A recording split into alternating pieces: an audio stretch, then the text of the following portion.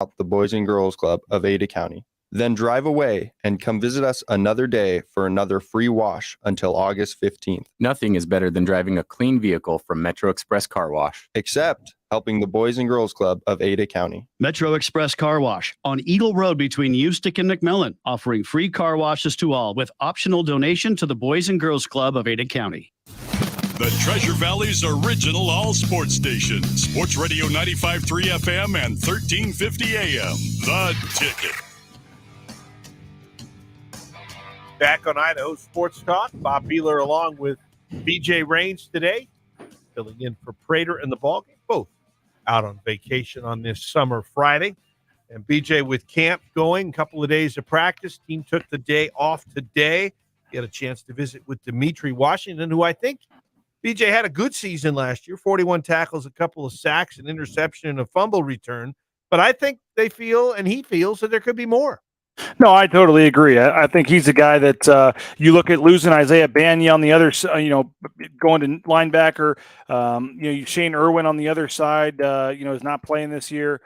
He's a really, really key guy and comes in as a true freshman or a redshirt freshman in 2019, 33 tackles, 4.5 sacks, 5.5 tackles for loss. And like I said, there was a lot of hype about him going into that next season. He gets hurt, suffers the torn ACL and some other knee injuries. Came back late and was healthy.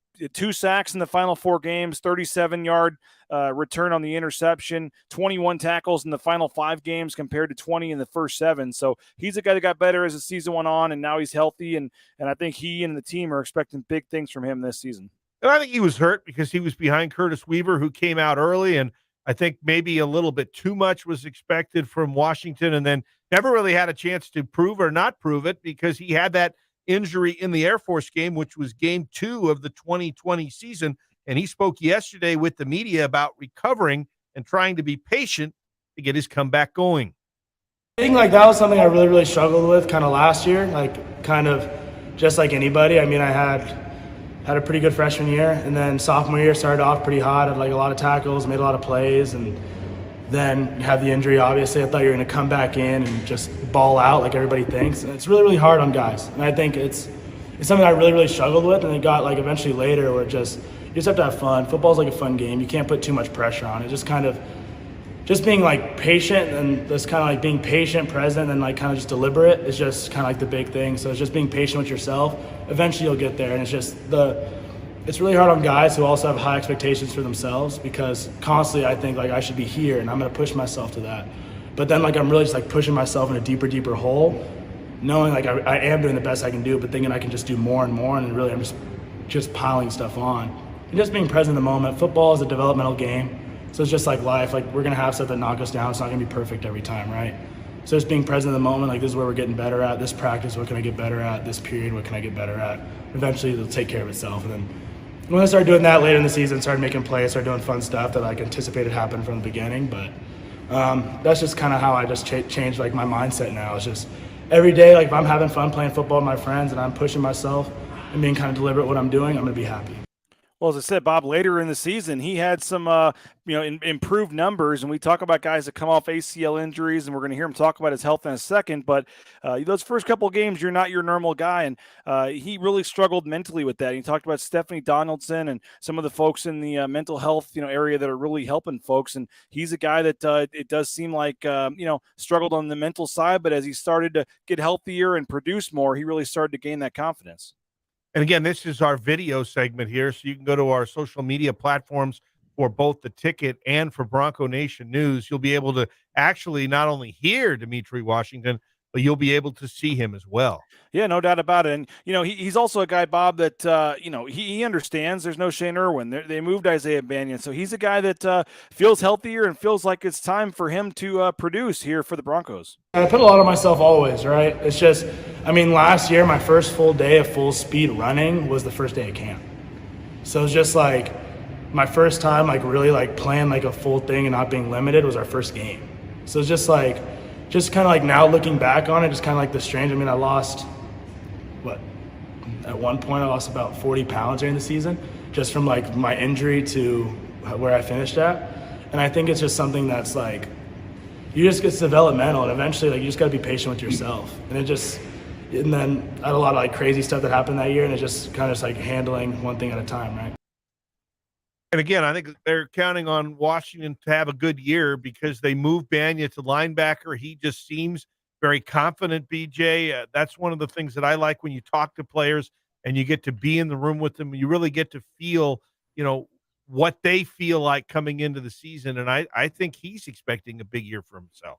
No doubt about it. And like I said, he's a guy that's been a lot of hype for a couple of years and gets injured, and it's got to be tough. And for him to, overcome some of the struggles mentally, physically to get back to where he's at, I think, he realizes, hey, there's a lot of talented players on this defense, whether it's JL Skinner, Scott Matlock, Zeke Noah, I mean, you name it. But he's a guy that feels like, hey, don't forget about me. And he's healthy, and he feels like he's got a chance to have a big year. Incredible. I feel it's really good. I'm really confident right now, which is awesome. And you feel like yourself. You feel like you're moving really, really well. You're stronger. You're just more confident. You're not thinking as much. I don't have that big old knee brace with me all the time.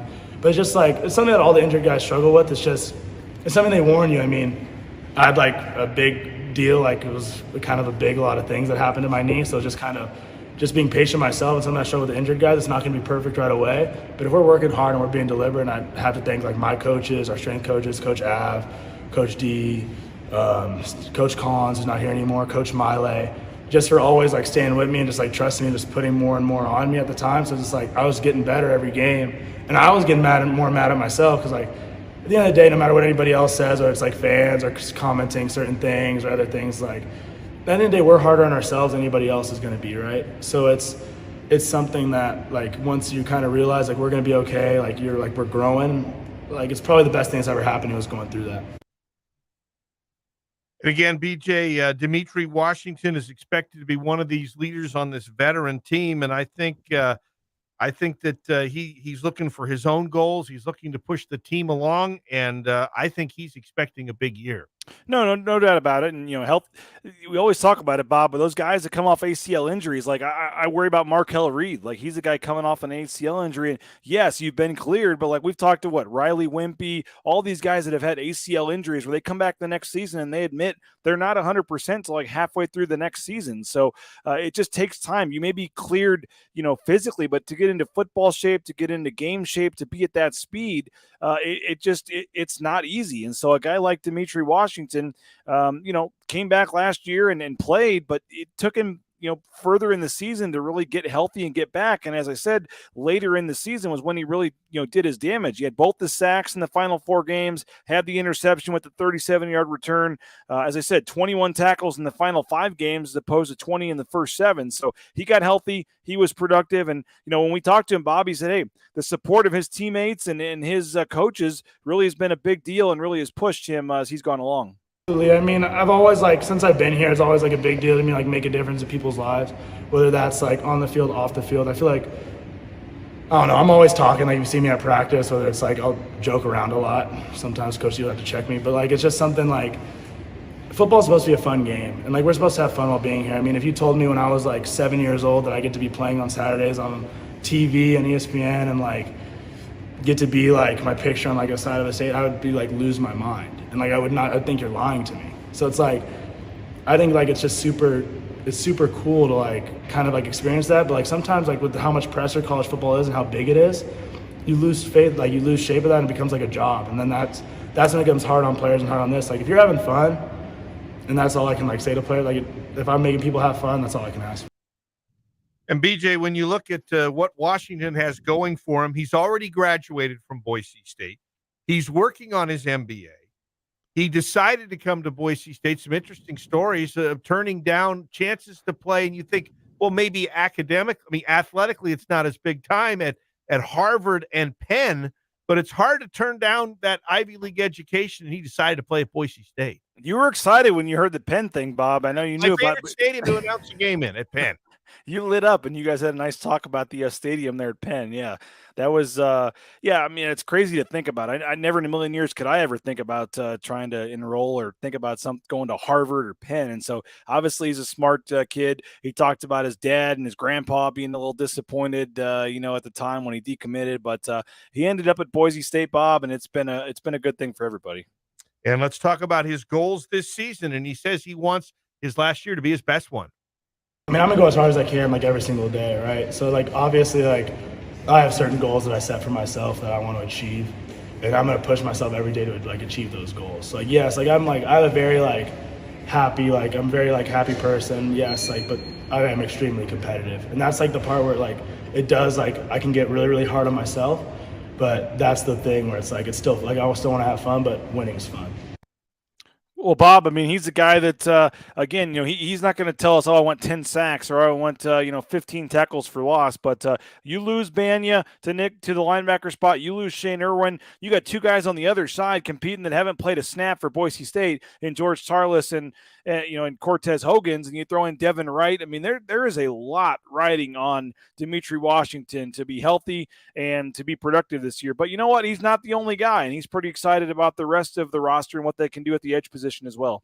We have a lot of really, really talented guys. I mean, we got George Tarlas played a lot of football, played really, really well at Weber State. We have some athletic freaks. You have Cortez, Devin, and then you have some of our young guys. You have Jaden, Mason, Andy, James. We have we have a really, really talented group, and everybody's humble and wants to be successful. I mean, the thing is about the edge rooms, we're all super, super close. I mean, Shane is one of my best friends for life. Isaiah is one of my best friends for life. You look at the old stud room with Brillo, Kurt, Sam Witt, and Dylan. We were all super, super close, and we have a relationship to this day. I mean, I still talk on the phone to Dylan right now, and we're still always there for each other. I mean, I talk to Shane right now, and he's loving life in the middle of the mountains right now, just paddleboarding, doing whatever. But he's still hey, how's camp? Checking in, how are the guys, and still knowing a lot about it. So we're just a really, really close group. So it's hard to see guys go, but you want them to be successful in whatever they do. So is Devin working behind you then, or?